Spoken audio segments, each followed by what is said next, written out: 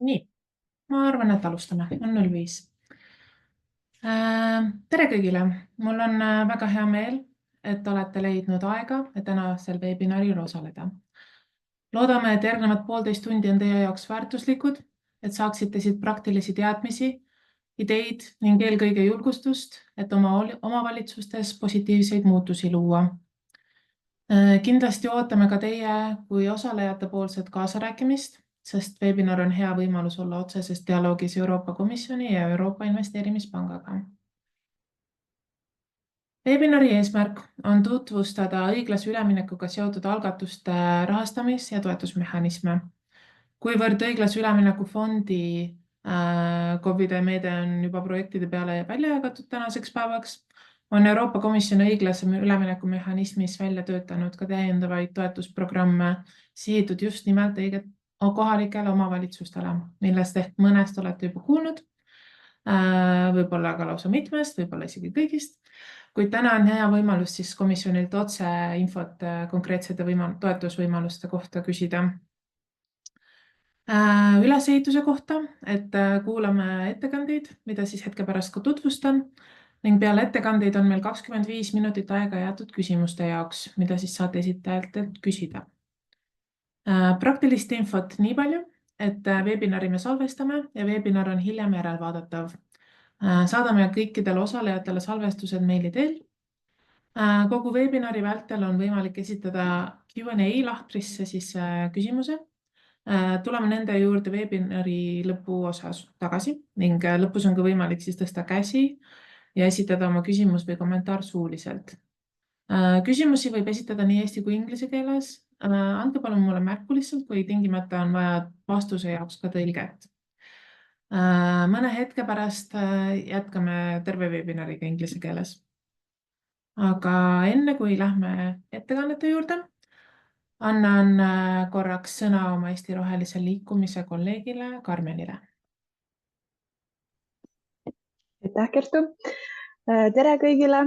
Mul on väga hea meel jagada, et Eesti Roheline Liikumine sai täna valmis või täna avaldatud just video, mis on tehtud Ida-Virumaal.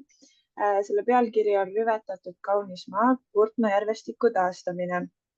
Ehk siis selle projektiga või selle videoga me tahame tuua esile seda, et õiglase ülemineku osa on ka puhas looduskeskkond ja sellepärast me näeme oma töös praegu seda, et liiga vähe suunatakse Euroopa Liidu fondide raha looduse taastamisele või kaitsmisele.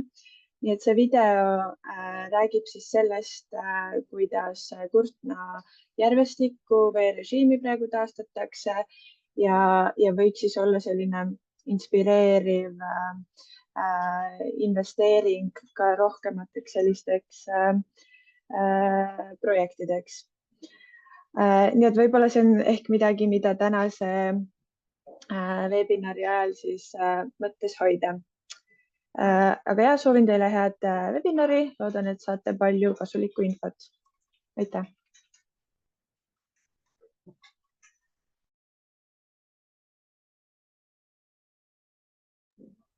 Aitäh, Carmen. Thank you, Carmen. So from here on, I will be switching to English to introduce you to our agenda and the speakers that we are very happy could join us today. First of all, we have Cynthia Farah from DG Regio, that is the European Commission department responsible for EU policy on regions and cities. And her presentation will be on the grant component of the public sector loan facility. Next, we have Borislava Gabrovska and Marina Ismaila from the European Investment Bank, presenting on advisory support that is available within the public sector loan facility. And after that, we have Daria Daurisano from CINEA, which is the European Climate, Infrastructure and Environment Executive Agency. And she will forward practical notes on how to apply for an EU grant under the public sector loan facility. And after these presentations, we'll have some time, as 25 minutes, for questions to these presenters. But now we have a little time left in our introduction to briefly introduce ourselves and what has Estonian Green Movement to do with all of this. My name is Kertu Laherand, and I work in Estonian Green Movement as a just transition advocacy expert. We work closely with our partner organization CEE Bankwatch to ensure that the just transition process in the countries that we work in is driven from the bottom up and leaves no one behind as we move towards a more sustainable energy future. Currently, we're working on a live project that is called Repower the Regions, which aims to ensure that the region's clear energy plans are aligned with the EU 2030 climate goals and have strong support locally, and also to provide practical guidelines and roadmaps on how to repower the regions. Decarbonization efforts must be locally led to reflect the needs of each region specifically. It is vital that local authorities are giving the resources they need to develop tailored solutions that work for their specific communities. Capacity building is a big part of the project, and that is why also the reason we have organized this webinar today. So without further ado, I will give the floor to our first speaker. Cynthia, take it away, please. Yes, thank you. Good afternoon, everyone. I'm going to share my screen. Just give me 1 minute. Can you see my screen? Yes, okay. So indeed, today I'm going to give you a presentation about the public sector loan facility and more in particular about the grant component under this facility, and I'll explain to you more in a while.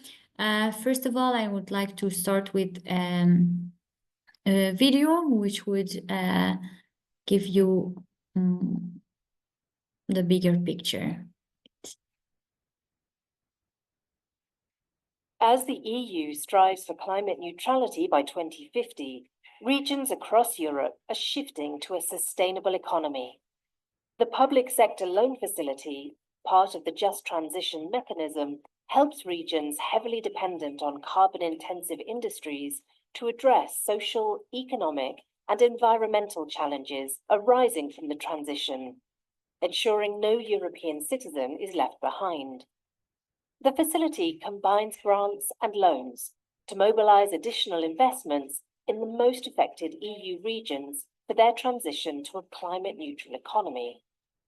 Support is available to EU public bodies or private bodies with public service missions for projects in line with the territorial just transition plans of the member states approved by the European Commission.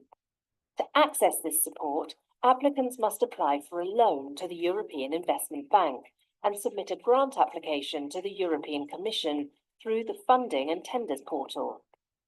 Beneficiaries will receive a loan and a grant representing 15% of the loan or 25% in less developed regions. Applicants may also seek advisory support for project preparation, development, implementation, and capacity building via the InvestEU Advisory Hub. Support requests can be made with a simple call or email. The public sector loan facility is managed by the European Climate, Infrastructure and Environment Executive Agency, in coordination with the Directorate General for Regional and Urban Policy of the European Commission and the European Investment Bank. Join us for more information on our projects and funding opportunities.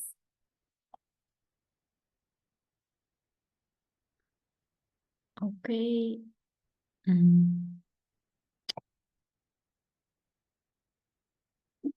Good afternoon, dear participants, dear colleagues.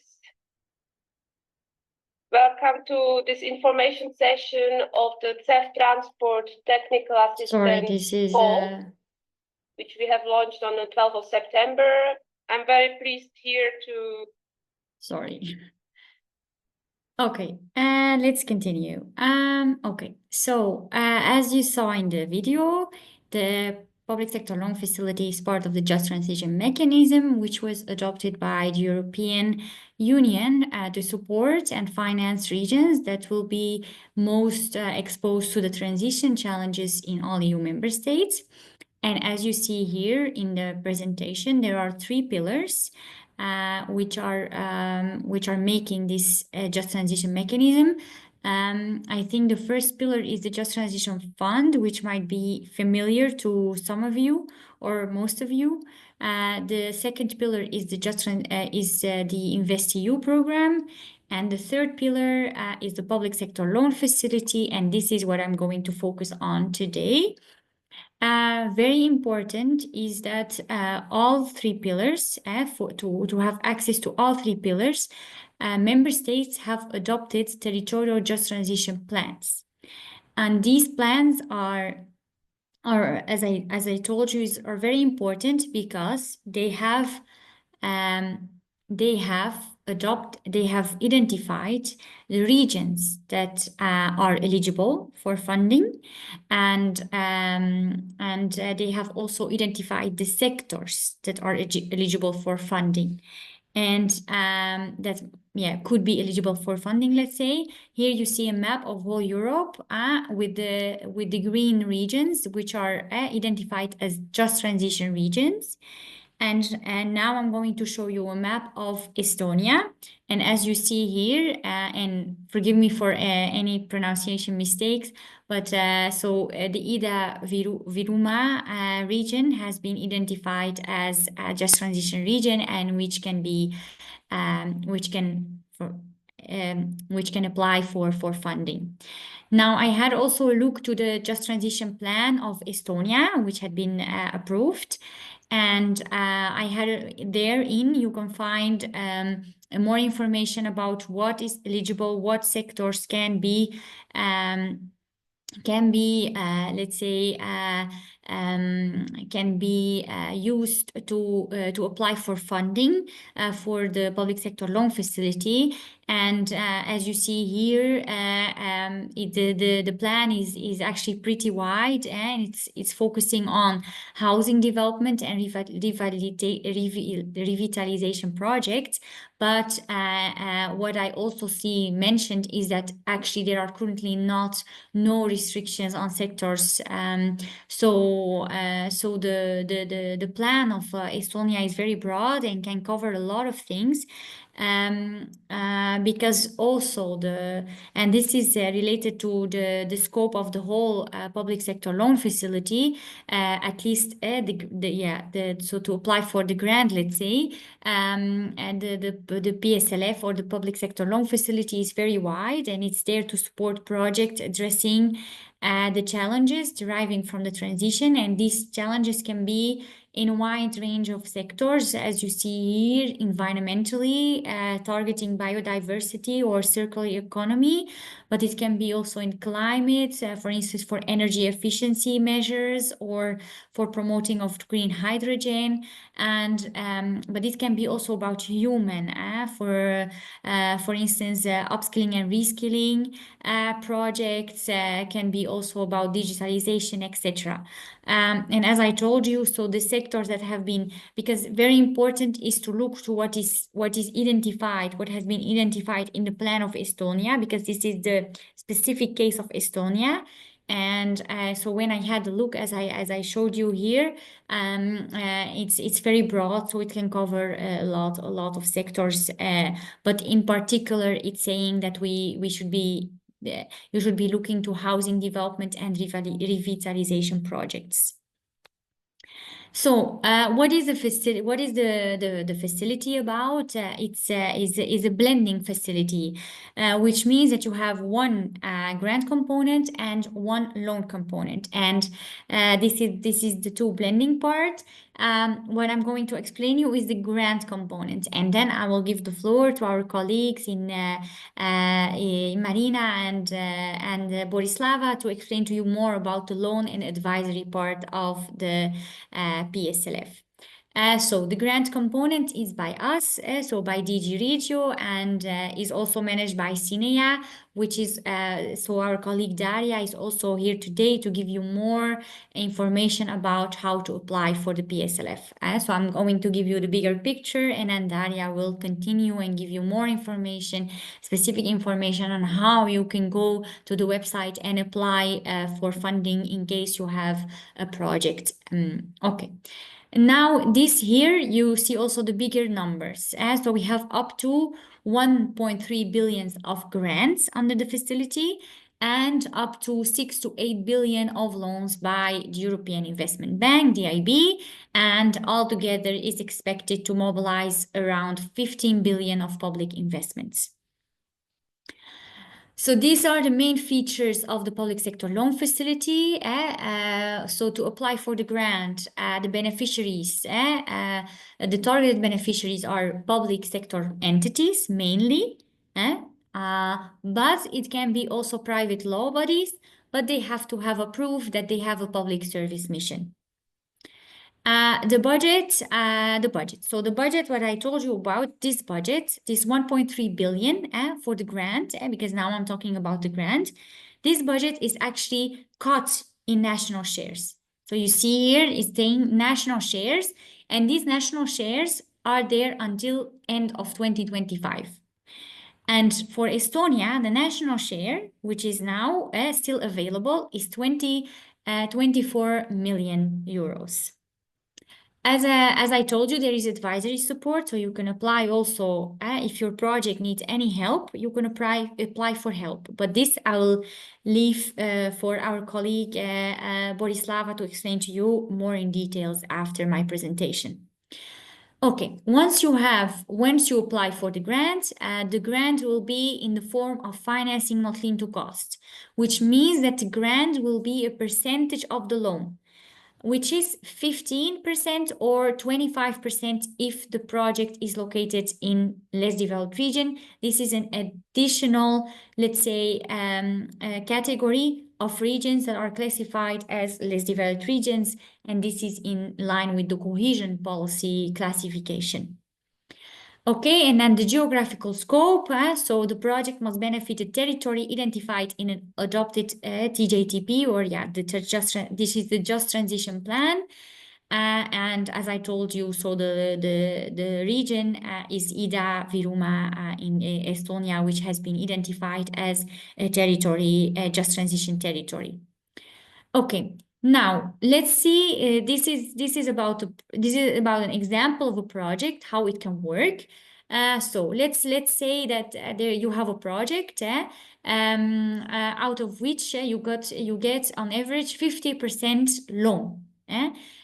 For the EIB, this is around the minimum loan amount, which has been agreed with the EIB for the PSLF is 12.5 million. And then in terms of grants, you get either 15 or 25% of the loan. So 15 or 25% of the 12.5 million, which gives you a minimum grant of 1.8 or 3.1 million in less developed regions. In terms of the total project cost, this gives you an effective grant rate of 5 to 18% on average. Okay, there is this also and this our colleague Marina and Borislava will explain more. But so you have a standalone project, but as also a loan, as let's say a standalone loan. But you have also the possibility to have loan schemes, and these loan schemes are let's say programs which are combining different projects, especially when there is a need to combine maybe smaller projects or to combine efforts, let's say, and the minimum budget there is 25 million. Okay, here in the left, in the right side, you see there are additional conditions to apply for the grant, which are that the eligible project must not generate sufficient streams of revenues, and this you will have to show when you apply in an Excel table showing that your project is not going to generate sufficient streams of revenues. The other condition to apply for a grant is that project cannot receive support from other union programs. So very, very simple example is that, for instance, the project cannot combine support from the facility together with, let's say, the JTF or the Just Transition Fund. This is not possible. And here just to give you a bit of the bigger picture of our state of play of implementation. We have so far signed 5 grant agreements and selected for funding 15 projects. This may be less important for you, but just to let you know that actually out of this project that we signed or selected for funding, there are none still from Estonia. So there is still we're still, of course, very much welcoming a project from Estonia. We'll be very happy to see more interest and coming from your side. Because actually, and here you see that the national share of Estonia here is still available. So the 24 million that I told you about available in grants is still available, and so you're very much encouraged to think of project and apply for funding. So no amount is reserved so far. Okay, let's just to give you a bigger picture of the project that we received project in social housing, in energy for energy efficiency, for social infrastructure, cultural facilities, etc. And here are some examples that I'm going maybe to show you. So here is one example that we got from the Western Macedonia region in Greece. This is a loan scheme, and so it's a program of projects combining 15 projects, out of which are projects. So you see, it's a wide range of sectors that are combined for energy efficiency, for improving the road infrastructure, for healthcare, for tourism and culture. And you can get more information here in our press release. And here is more about the financial support. So the total project cost is 81 million, out of which they got 59 million in loan and 15 million in grant, and they had own financing of 8 million. Here is another example of a project in the Västerbotten County in Sweden. This is about sustainable and affordable housing. So the project is about the construction of around 750 energy efficient and affordable housing units to address the growing housing needs in this municipality. And this is a very much just transition project. And here you see also the financial support that they got. In total, the project is amounting to 142 million. And then they got an EIB loan of 71 million, and the PSLF grant is 8 million. And then they had an own financing of 60 million. This is another project in the Netherlands, which we are about to sign the grant agreement. It's selected for funding for now, and it's about this is a very innovative project. This is about sustainable heating and cooling in the municipality of Heerlen in the Netherlands, and this is very innovative because this is one of the most advanced fifth generation district heating and cooling network in Europe. They are using waters from the closed coal mines in the region to generate so it's really about sustainable energy resources that they are using to create heating and cooling for the houses. So this project is expected to reduce the intensity of the CO2 emissions, and the financial support, as you see here, it's about 164 million. The total cost, the EIB loan is 90 million, the PSLF grant is 13.5 million, and then they had an own financing of 60 million. And here you can find a lot of more information about the whole facility, how it works, and I hope this introductory part was a bit useful and clear for you. And now I will stop sharing my presentation, and I can give the floor to the next presentation. Thank you. Thank you so much, Cynthia. You really broke it down. It was really interesting and very useful. So I will give the floor, like as you also did, to Borislava and Marina. Can you share your screens? Yes, perfect. Yes, and I think Marina will be starting our presentation. Okay, hello everyone. I'm Marina Ismaila. I'm a senior public sector loan officer in the European Investment Bank. I myself am Latvian, located here in Riga, Latvia, and I'm responsible for the public sector finance in the 3 Baltic states. Maybe I give the word also to Borislava to introduce herself. Yes, thank you, Marina. My name is Borislava Gabrovska, and I'm part of the EIB advisory team. I'm responsible for our advisory outreach with respect to the public sector loan facility, for which we will tell you a little bit more in the next few slides and how it works and what's the link with our lending operations. I'm based in our office in Sofia, Bulgaria.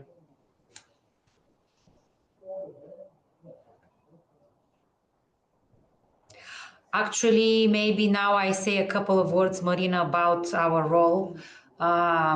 This is a slide that we share in a lot of presentations, and probably it's familiar to a lot of you already, but what we want to show here in a nutshell is that practically the EIB is a partner under all 3 pillars of the Just Transition mechanism, and we have very specific dedicated resources, and we can provide co-financing to all the projects that are falling within the remit of Pillar 1, which is the pillar with really a very substantial amount of grants that can then be complemented by our lending products. And under this pillar, we predominantly have our colleagues from the Jaspers team delivering some actually advisory work on each of these individual projects based on the priorities per country and region, and of course the approved territorial transition plans. Under Pillar 2, what we do as financing is actually we are one of the main partners of the Commission under InvestEU, and as such we actually can provide the InvestEU guarantee, and this means that it allows us to work with riskier projects, and this is also a way for us to engage the private sector in the Just Transition mechanism. And the advisory that we provide under this pillar is our general work relevant for InvestEU throughout the European Union, not exclusively only for the Just Transition mechanism, but it's the same package of services that we will also touch base upon later on in our presentation. And of course, the focus of today's meeting and discussion is the Pillar 3, the so-called public sector loan facility, where as a financing institution, we are the partner of the Commission, which provides the lending envelope dedicated exclusively and specifically for projects that are part of the territorial plans, but are not benefiting from the grants under Pillar 1. In terms of advisory work, We're still under the heading of InvestEU, but here we have a dedicated envelope of financial resources to provide technical assistance specifically for such projects and to such clients who are benefiting or will benefit from the lending envelope of the public sector loan facility. Back to you, Marina. Thank you. So as already Cynthia explained, that there are certain regions which are eligible for the just transition mechanism, and in Estonia, that would be exactly the Ida-Virumaa region, as we have already discussed. So let's proceed. Yeah. Okay. So here let's look a little bit at the sectoral eligibilities. Also, some of them have been mentioned already by Cynthia. Just to give you a good example and the connection, for example, to what we are already financing in Estonia. We have financed, for example, city of Tartu for the renovation of schools, kindergartens, and other educational establishments, such as musical schools, also sports schools. So a project, for example, like energy efficient renovation of public buildings in a municipality, like in Tartu, could be eligible. So this would be one example. Similarly, then efficient district heating networks. That would be, for example, a municipal district heating company which need renovation of its network or of its processes, or could also be a water company, for example. From our experience in the region, we know that in most of the Baltic cities, the wastewater treatment plants and also the water and the wastewater pipelines are obsolete. The capital investments have been postponed for many years. So there is a big need, for example, of renovation of wastewater treatment plants, of wastewater pipelines. So this also would be an eligible project, as then also renovation, conversion of the buildings, as mentioned, and other eligibilities such as digitalization, upskilling of the personnel. Yeah, let's go to the next slide, please. So here may be some key issues to note, that public sector loan facility, public sector loan facility is a blending facility, as just discussed, combining loans and grants, and there are two parallel processes of loan approval and respectively of grant approval. Oops, yeah, okay. So the key point here about the project is that the project must be bankable. They must address market failure, provide additionality, such as, for example, indeed, coming back to the example of the wastewater treatment plant, it is very difficult in the three Baltic states to find an acceptable financing for the renovation and capital investments into such assets, and this is where the bank steps in. We have financed already three wastewater companies in the Baltics. That is Riga Water in my own city of Riga, Vilnius Water, and the smallest water company we have financed so far is Klaipėda Water, which is also then comparable to the companies that you might have in Ida-Virumaa region. The point about the bankable project is that the borrower, be it the municipality or the municipal company, should be able to repay this loan. Of course, grant is provided in order to decrease the amount of the loan and the amount of the debt burden and respectively of also interest burden, but the borrower should be able to repay the loan. As a rule of thumb, if we look, for example, at Klaipėda Water, which is the smallest municipal company in the water sector we have financed so far, the guideline would be the indicator of EBITDA, earnings before interest, tax, depreciation, and amortization. And the guideline would be for the municipal company to have this EBITDA indicator around 4 to 5 million per year. And then respectively, it is able to repay the loan of 15 up to 20 million. If we're looking at the municipality, we would be looking for a municipal annual budget, such as the budget revenue, starting somewhere from 40-50 million euro. So yeah, in the region, most probably the municipalities are quite small, but we still hoping to find a municipality or municipal company that could fit those requirements, such as, for example, Narva or Narva Water. So this would be already the size at which we could look. The project must comply with the EIB sector policies Paris Agreement and the EU taxonomy, meaning as EU Climate Bank put a big emphasis on climate action, so the projects should not be detrimental to the climate, that they should be, how to say, beneficial to the climate and climate action, meaning, for example, if we look at transport projects, also in the Baltic region, so we would like to finance railways, trolleybuses, trams, electric buses, but we would not finance diesel buses. So this is a little bit for you to have this flavor that, for example, everything that has to do with fossil fuels would not be eligible. Again, projects such as installation of the electric charging infrastructure, electric buses, this would be very interesting. So the amounts were mentioned already by Cynthia, such as the grant component of 15-25% of loan amount. A minimum amount is 12.5 million. We would be looking for a larger amount, something around 15-20 million for it to be meaningful.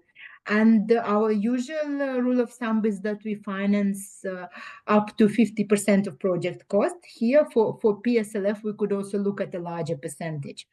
As a rough guideline, we would be looking for a project or a number of small projects forming an investment program of a municipality, for example, over the next 3 to 4 years, with the total project cost of, for example, 30-40 million, and then respectively the loan of 15-20 million. So that would be the financing for individual projects or groups of smaller projects, the so-called municipal framework loan. And we can go to the next slide here.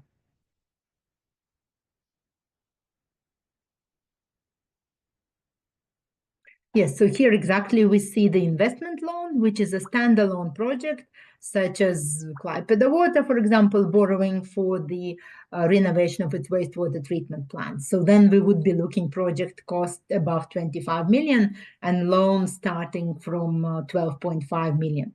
For a framework loan, in case of municipality, for example, such as in case of Tartu, I think we financed more than 10 different educational establishments. So how it works, we will look at the investment program of the municipality, for example, next 3 years until the year end of 2027, the end of this MFF programming period. And we'll see which projects are there. These could be transport, schools, as we discussed, renovation of public buildings, water, district heating.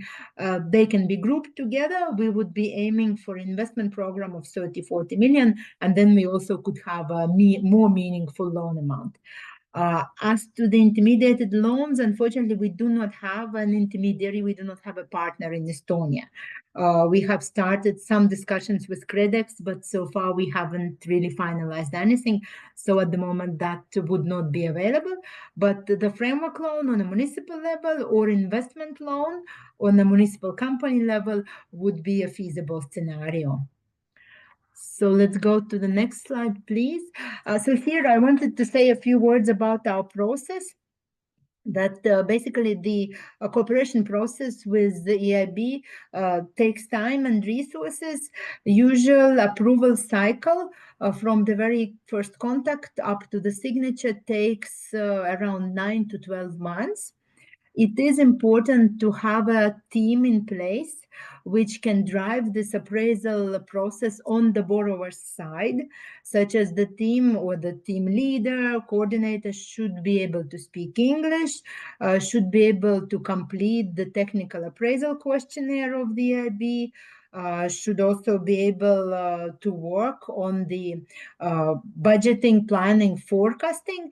Borislava will speak about the advisory support that we can provide, but generally such a team should be in place, not only during the appraisal approval process, but also at the stage of review of the finance contract. Finance contract is in English under Luxembourgish law, around 100 pages, with also certain reporting requirements after signature, where the borrower should report to us on certain financial parameters, such as financial covenants, on the project implementation progress, and then also submit the project completion report, where the borrower should indicate the KPIs that were agreed at the very beginning, how they are fulfilled. So this requires then a dedicated team on the borrower's side with English knowledge and also with some understanding of financial and project implementation, project management matters. I think this would be it on this slide. So, and I would be happy to answer any questions later. So I hand over now to Borislava. Thanks, Marina. I think this slide was already presented and shown in Cynthia's slide deck. However, what we want to underline here is that because there are few processes involved and it might look initially a little bit complicated, our advice is in case of interest and projects that are part of a pipeline or are individual larger scale investments, that you approach the EIB lending team, and you have Marina here, so it's very easy to know whom to approach to make sure that things can work out as early as possible, because practically the grant component is calculated based on the EIB loan amount, and this loan amount, it needs to be fixed, and fixing it means it has to be approved. So there is a certain process which takes months. Here we've put up to 18 months, which is a very, very long time, but probably it can, in a lot of cases, it's done much, much faster. But still, in order to make to make all the steps in time, to make sure that Estonian counterparties can apply for the nationally allocated grant with the last cutoff date being 11th of September next year, it is very important to start planning and working on all of the steps involved in the process of the approval of the EIB loan, because this is the starting point for us to have a borrower and to have projects that fall within the scope of the territorial plans. The good news is that in Estonia, it practically can be anything, because your plan is very broad and it allows a lot of different investments in many sectors, which is not the case in many other countries. So this is something that's very beneficial. Then we can go to the next step actually in the definitions. And here we come with our advisory services and what is our role in all this process for the EIB loan and for the grant application. And generally in EIB advisory services, we can work during the whole spectrum of defining a project, structuring it, technical, some feasibility, through implementation support. So we have a lot of examples in different sectors where we've engaged on complex projects, and we've provided advisory assistance that enabled further on the clients to really get to the mature stage of the project development, which would then be eligible for financing, not only by the EIB, but generally on the market, as usually the EIB does not finance 100% of the project investment, eligible investment costs. So the range of services we can provide is very broad, and on top of it, horizontally, we can provide dedicated capacity building for the specific team, because a lot of the sectors or topics or projects might be new and there might not be experience locally on how to structure and implement them. And it's very important for us to make sure that we provide as much support on the ground as possible to make it a success story. So this is an overreaching objective for us, and we can structure such support based on the specific needs of the client. All of our advisory assignments, they're done based on the specific needs of the client and the project. But throughout the years, we have managed to kind of group them in different sectors. So we have this upstream support where we still talk about policy and strategy. We have preparation support, which can include a lot of technical expertise like feasibility studies. We can do financial models. We can help with the procurement and hoping that we can help the client procure in such a way that it will be faster, with less objections and smoother, and attracting really best quality services. This is another thing we can do, and we can, of course, support project implementation, which, for example, can be help set up a project implementation unit with the relevant expertise needed for this project to move to step by step through all the necessary steps until completion. So it's very broad what we can do in the realm of the public sector loan facility. Practically, we can, based on the limitation, in case we are looking at the cutoff date for the national allocation, we probably cannot have enough time to do a feasibility study because it takes months. For us also, we need to structure it, get it approved, etc. But we can definitely provide the targeted advisory support for project implementation. We've had a number of requests for grant application support, and we can make a bundle with some small also bits and pieces on filling in some gaps for already more or less mature projects to facilitate the appraisal process for our colleagues in the lending team. So here we are. We are available also for questions. We are available for additional discussions. And thank you.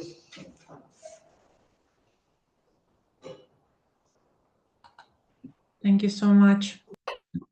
And next we have Daria. I hope you can share your screen. Yes, thank you. I am going to share my screen. I hope it is visible to you.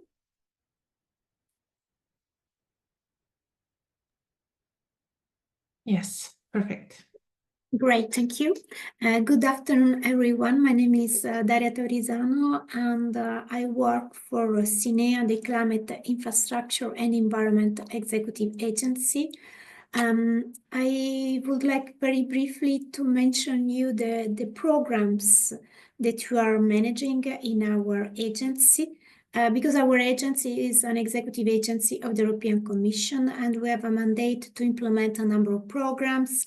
And I know that this event today is organized in collaboration with the National Contact Point from the LIFE program. And indeed, I can confirm you that our agency is also implementing the LIFE program. So in this slide, you will see the programs we are currently implementing in the current multi-annual financial framework. Our agency is managing more than 70 billion euros budget, and we implement the Horizon Europe Climate, Energy and Mobility part of the program. We are implementing the Innovation Fund, the Connecting Europe facility in transport and energy area, and renewable energy financing mechanism, the European Maritime Fisheries and Aquaculture Fund, the LIFE program that I just mentioned, and last but not least, we are implementing the Just Transition mechanism, which is the third pillar of the we are implementing the public sector loan facility, which is the third pillar of the Just Transition mechanism. We are also known as the European Green Deal agency, because our aim is really to boost the efficiency use of resources and help in achieving the carbon neutrality of the EU by 2050.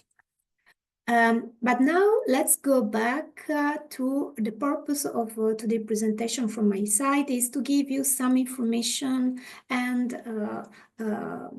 help in order to prepare an application for the grant component of the public sector loan facility.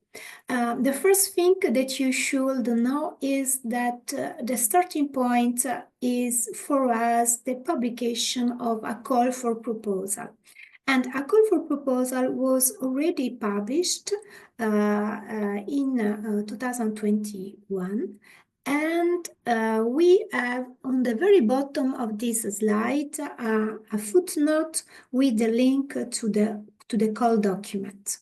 What is important for you to know is that if you intend to prepare an application, for you, there are still 3 submission deadlines until the end of 2025. The next one will be in January 2025, then there is another one in April, and the third one in September. So if you're thinking of submitting an application in order to receive a grant from PSLF, you have 3 possibilities in the coming year. However, you should be also aware that in the following year, in 2026, we plan already to propose the publication of a new call with additional cutoff dates. And what is important to know for you is that the current available national budget and envelope for your country will not be there anymore, in the sense that after the end of 2025, there will be a budget which is common to all the member states. So you will have the possibility to apply to receive funds, and there will be not anymore this limitation in terms of available budget for your country. But of course, we have to reassess the budgetary situation at the end of 2025. In terms of information regarding the current call, which is open, I would like just to mention that there are 2 topics to keep in consideration. The first one is related to the standalone projects, and the second one to the framework loans. And this is linked to the scheme and information that were already provided by Marina and by Borislava. What is important to keep in mind is that with the standalone projects, you are more going to focus on a specific topic or area, while in the framework loan, you have the possibility to cover different a project that covers different sectors. But this is something that you need to define and discuss with the advisory hub and the EIB when you negotiate your loan. The next slide was already presented twice, so this is the 3rd time.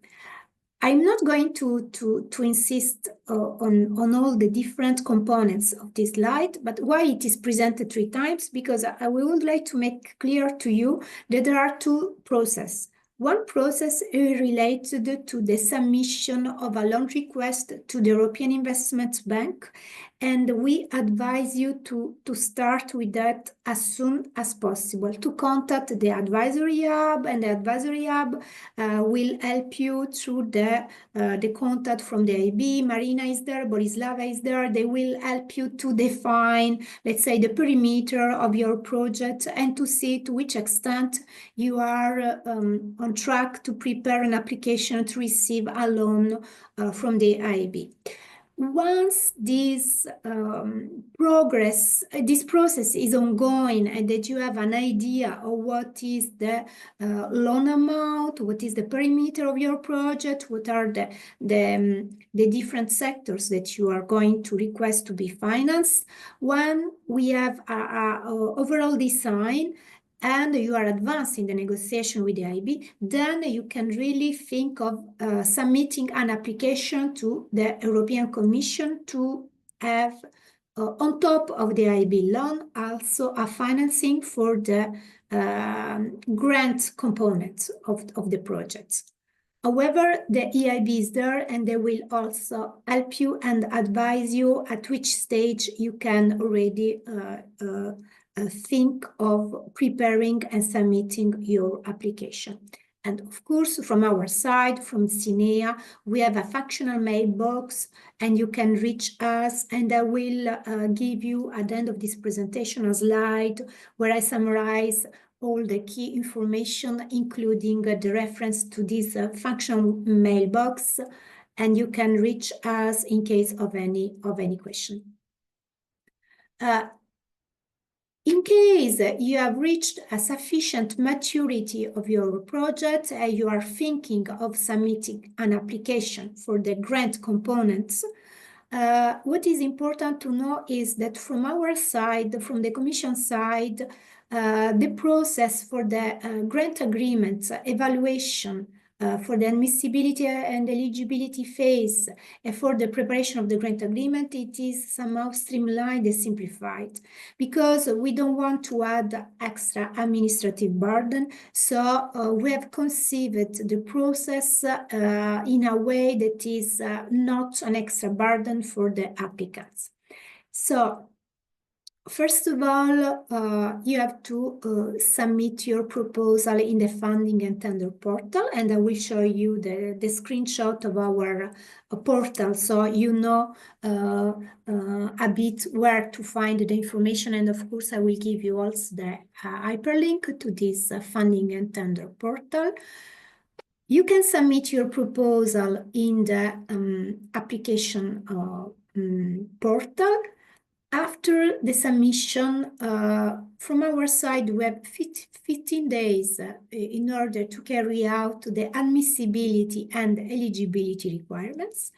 After the 15 days, we have a period of 3 months in order to perform the evaluation of the submitted proposals against the criteria that I will explain you in a couple of minutes. And if your proposal is considered positively and meets all the selection criteria and you are successfully evaluated, then we can start the grant agreement preparation phase from the Commission that takes 3 months. But keep in mind that we have always to be aligned with the requirement from the IB side, because there is no grant if there is no loan. So we need first to make sure that the EIB loan is not only approved but also signed in order to make sure that we can sign our grant agreement with you and disburse you the pre-financing.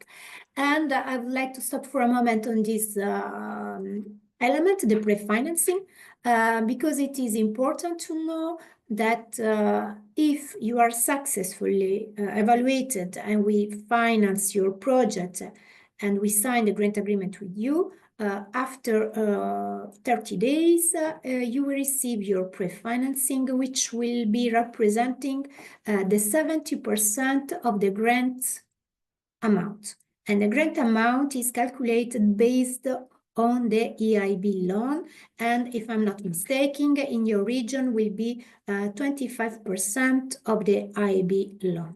So there are a few numbers to keep in mind. It is not very complex, and in case you have missed any kind of information, don't hesitate to contact us through the functional mailbox or to phone us, or maybe we can go back to that in the final stage of this presentation during the frequently asked question. Another slide I prepared for you to give you a quick overview of the different criteria that we'll be using in order to assess your proposal. As I said, we have the admissibility and the eligibility phase that will take not more than 15 days. And we need to make sure that the applicant is a public law bodies or a private law bodies with a public service mission. The project is covered by a territorial just transition plan and doesn't generate sufficient revenues. So there should be a funding gap, and you will be requested to complete a financial Excel table calculator where you have to provide some financial data about your project that will be assessed by our financial engineering team. And this is an important element that we need to evaluate also during the evaluation phase. In terms of evaluation, we have 2 award criteria. One, it is for relevance and impact, and one for quality.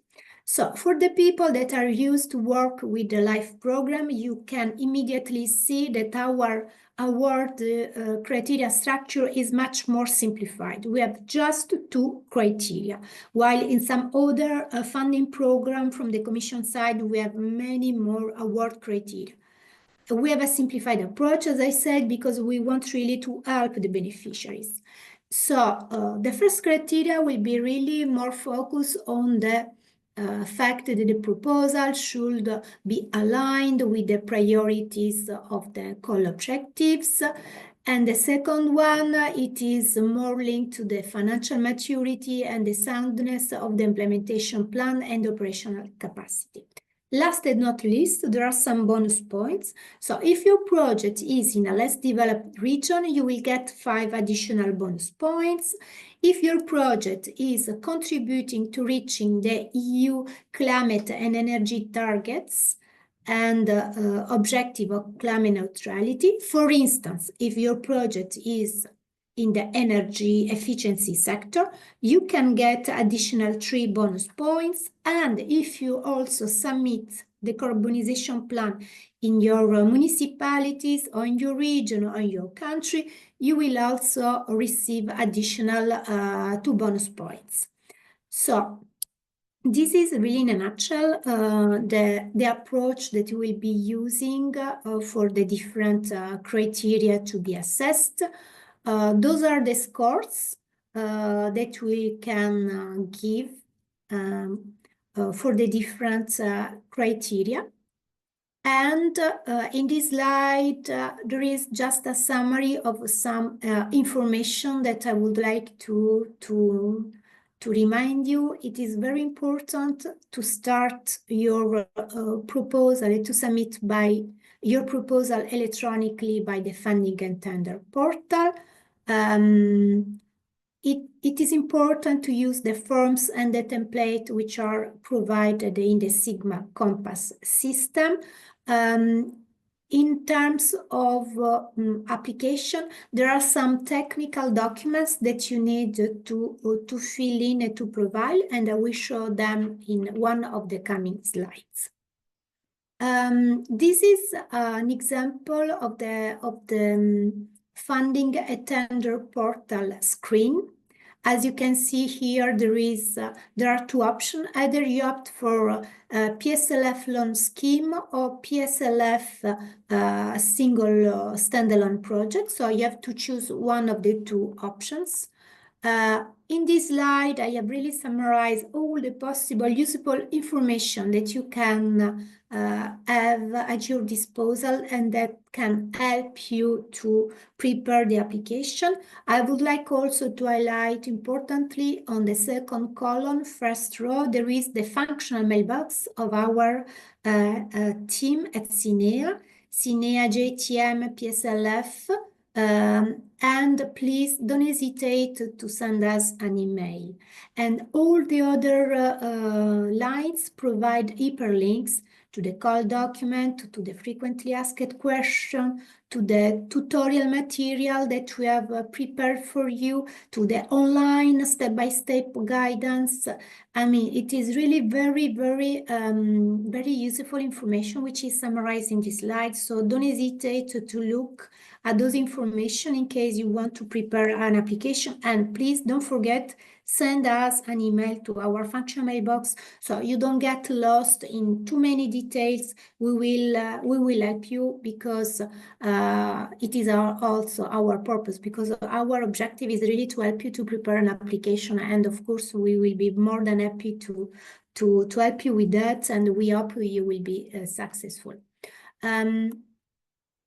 I also prepared some other slides regarding the funding and tender portal. I would like just to draw your attention on this slide, on the mandatory documents that you have to submit. So in case you are a public entities, you have to submit Part B, which is a technical document where you give a technical description of your project.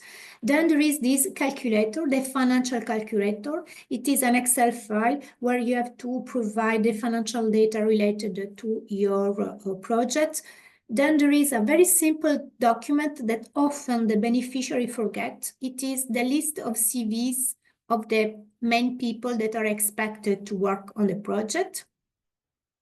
Then there is a simplified business plan that provide more information on the business plan of your project. Another very simple, easy document, not very detailed. It is important anyhow to submit it, because it is a mandatory one. It is the list of previous projects. So if you already got financing from the LIFE program or Horizon program or any other funding program, don't hesitate to include this information. And the list is very similar for the private entities. However, this slide will be shared with you by Kertu and by Carmen. And again, if you have any question, you can get back to us. Last and not least, a few project examples. I think that already my colleague Cynthia provided some information about projects that we have been financing so far. This slide summarizes again the key information about one project that we have financed in Sweden. It is focused on the construction of energy efficient, affordable housing units. So it is more on the social dimension of the project. The sector, it is really the social dimension. But I don't want to repeat what was already presented by Cynthia.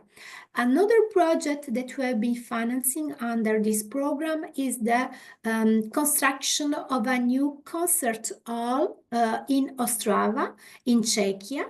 And this is also a successful project with 25 million euros grant that come on top of 84 million euros loan from the European Investment Bank. Another project I would like to mention could be of interest for you. It is a French project in Nantes. Which is aimed at the modernization of the urban tram network and also aimed at the construction of 33 kilometers cycling lines and also the construction of intermodal exchange hub, parking and ride facility. So the sector, it is urban infrastructure and green mobility. For this project, the applicant received a loan of 200 million euros from the European Investment Bank and a grant of 30 million from the European Commission. I think I have two other projects in my list. Another one from France, in Lille, that was signed in September. It is also in the area of green mobility and urban development, but this time I would like to highlight to you that what they also received as financing, it was also aimed at the replacement of natural gas bases with hydrogen bases. So there is this hydrogen component, which is also important for you to know. And in this case, there was a 210 million euros loan at 31.5 million grant.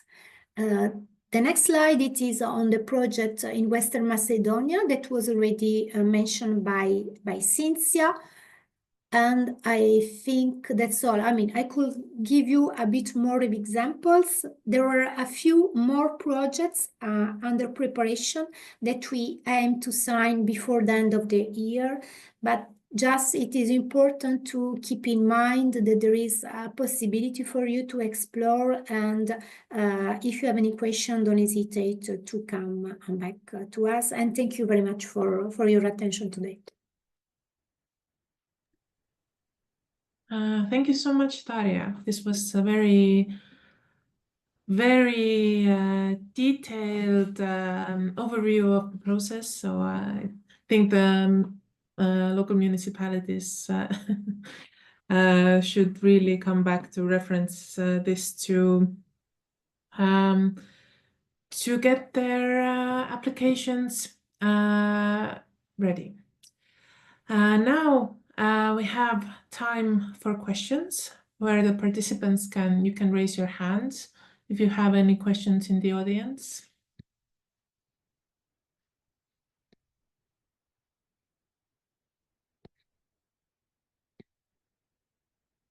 Or maybe they would come a bit later, which is fine also, because I also have some questions. Oh, Cynthia. Sorry, this was my mistake. Okay, it's perfect. Good, because yes, I do have a question from an environmental organization perspective. The hand works, yes. Good. So you mentioned that the projects have to be beneficial to the environment. You have mentioned KPIs, and also the fact that for Estonia, the options in terms of like sectors are pretty broad. And the priority that if the project is aligned with the EU climate goals, it gets prioritization or like bonus points on the application. But the basic like level is that it has to align with the territorial just transition plans. However, what are the mechanisms to make sure more specifically that the PSLF funded projects deliver like measurable social and environmental benefits? I guess this one goes, whoever wants to answer.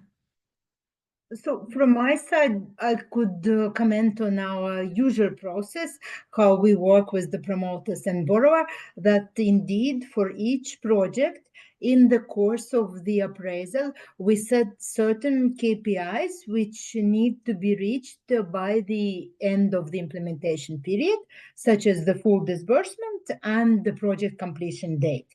So we fix the certain project completion date by which the project completion report should be submitted, in which the KPIs should be completed. Which KPIs could be, okay, the most obvious one, for example, is if you're looking at the social parameters, the number of working places created. So this is what I remember from, for example, from the KPIs we had for both Tallinn and Tartu. So, and these are very measurable. It's of course self-reporting. So we rely on the borrower promoter, approaching this self-reporting with integrity. But this is a very measurable KPI that then we would like to check at the end of the implementation period. Similar KPIs, for example, for the energy efficient renovation of the buildings, such as schools, educational establishments, which we did in Tartu, and which we did in Vilnius also. I think in Tartu, the KPI was that the existing schools are D or worse energy class, and they must be brought to B, I think B or better. So this is again a very measurable, where you can measure the energy class. And it's again, I think in case of Tartu, it's a new loan, so it was more of a self-reporting that Tartu should report to us, yes, the buildings were D or worse, and now they are B or better, and we do not check further. I think in case of Vilnius, because it was an older loan, we wanted to see the energy performance certificates for each of the buildings. So this is already very, how to say, tangible documents that we would like to check. So these are just a couple of examples of how we work. So we are really hands-on. We have the team of engineers who are really specialists in that sector, such as, for example, in the wastewater treatment, we have chemical engineers who ask very specific questions and also put very specific KPIs, and then also have the capacity to follow up and check. So that would be, in short, my comment on our process.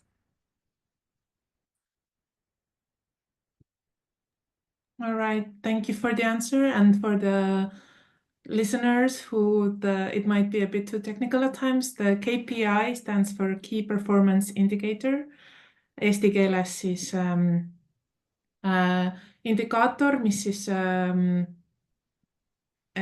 indikeerib tulemust ja see peaks olema siis mõõdetav ühik. It's how to say, key corporate governance concept for any business and for any finance. If you as an employee do not reach your KPIs by year end, you do not get your bonus. But that's a little bit of the, how to say, Western approach. But also in Latvia, I mean, is every year we set personal KPIs for the employees, and the company should set, and the public sector entities should set KPIs for themselves and then follow up performance appraisal, and then the result is the award that you get. But the same works for the EIB loan. It's again a proper corporate governance approach. We set definite KPIs, we follow up, and okay, there is no performance bonus, but still we are all happy that those initially set KPIs are achieved. Yeah, perfect. Okay, maybe on our side, because this for the grant component, we also have an implementation strategy in place, and which requires the beneficiary to report on what they were intending to, I mean, what they are proposed to do. We have also certain KPIs that they have to report on.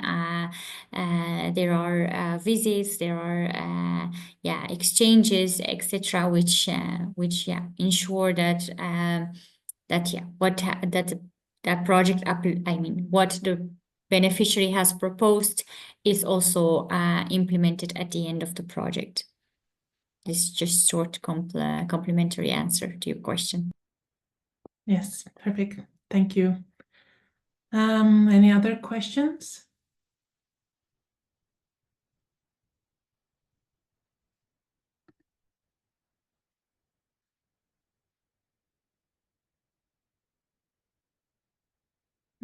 So we have a question in the Q&A box from Nikita. How is the interest rate for these loans determined? Okay, so let me also take this one. So basically, the whole approach of the EIB is to pass on the financial advantage that it gets from the international financial and capital markets through its AAA rating. So to pass it on to its promoters and borrowers whom we finance.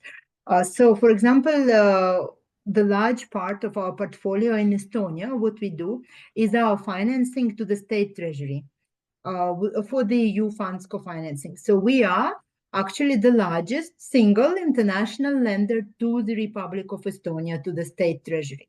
So if we are able to provide financing to the state treasury at the rates which are competitive and better than what the Republic of Estonia is able to get on the bond markets. So this kind of illustrates to you what are the conditions. Essentially, if you get in the grant, not only you are getting an interest-free loan, but you are also getting, some coverage towards the principal. Yeah. So in general, I wouldn't say that this interest rate is a, how to say, key parameter to be worried about. So the interest rate is definitely very competitive, as we are able to finance the state treasury of Estonia. And by getting the grant, not only the loan is interest-free, but also there is some contribution towards the principal. So this is the idea of blending and how it works.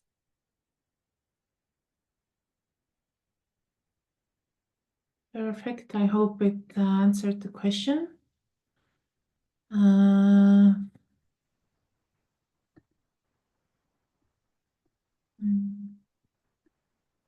Sorry, I'm just figuring out how the Q&A box actually works. We have time for a couple more questions.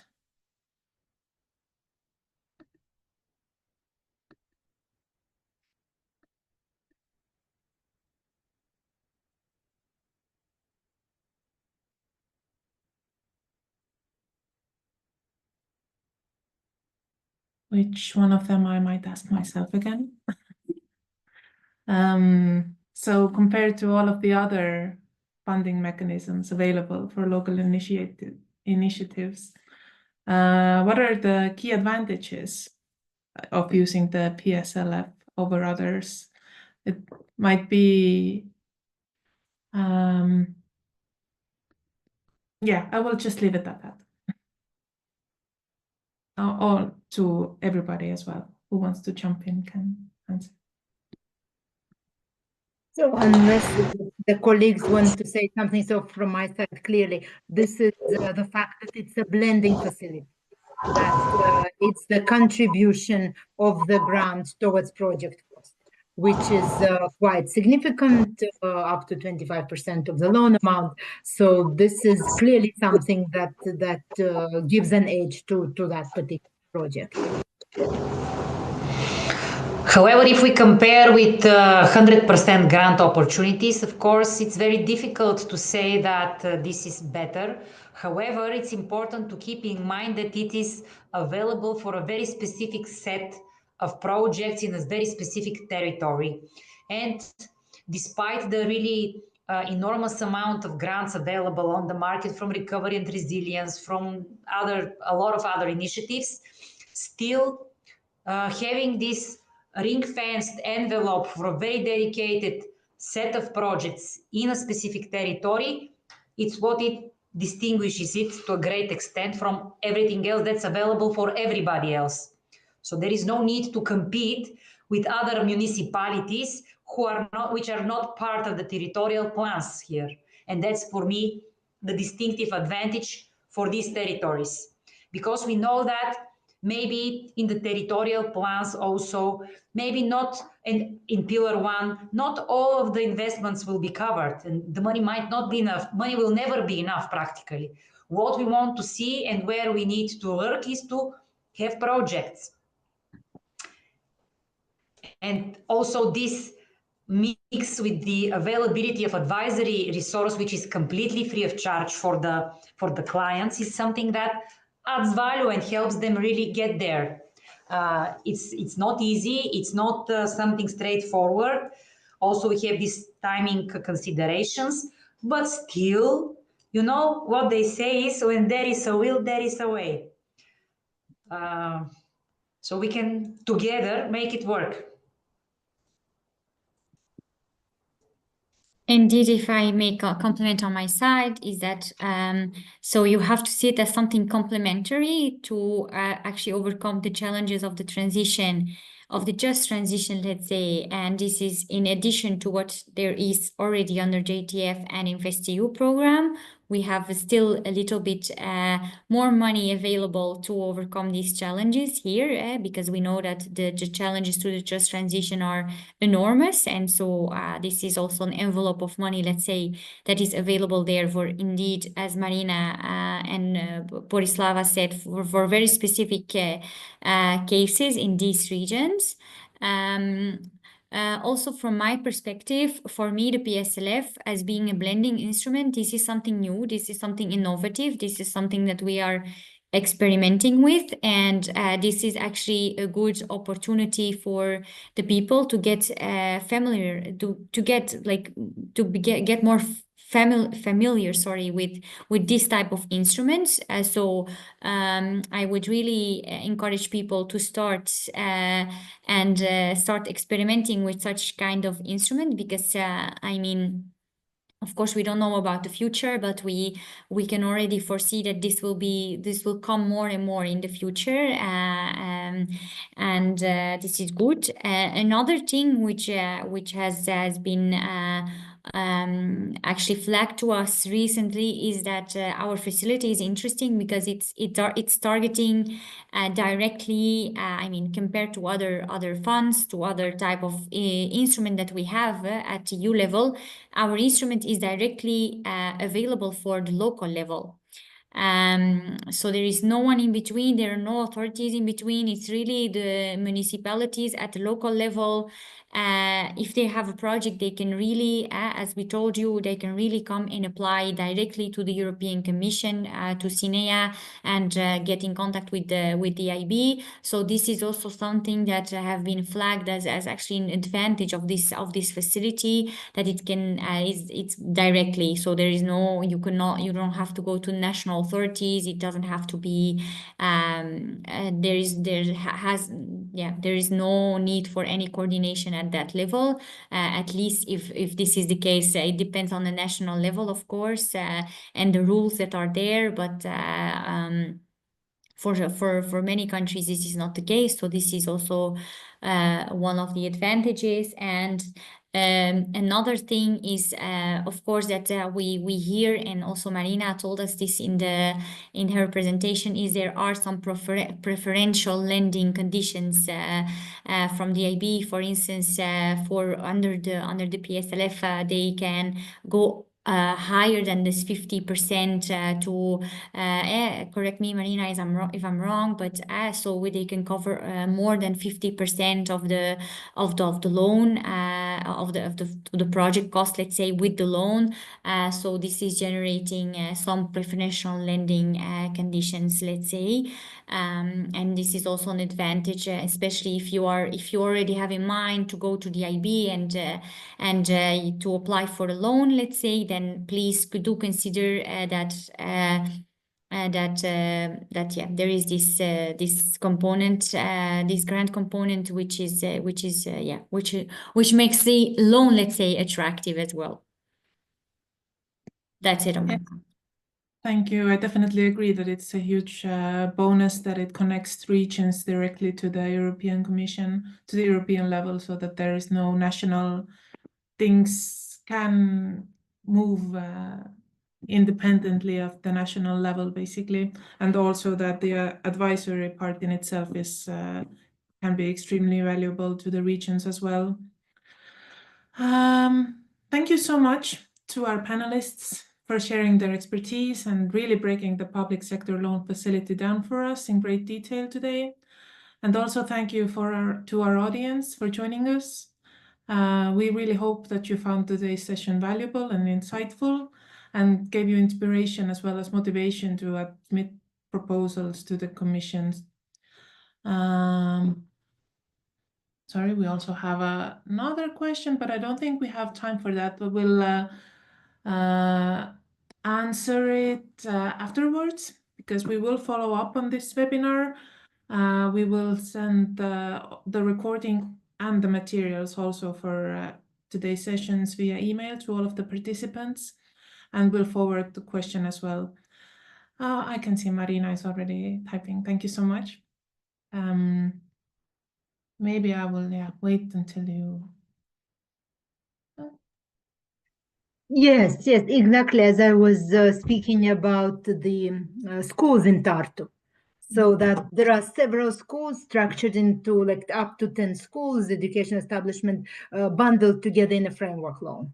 So we could look into such a framework loan, which consists of several smaller sub-projects, and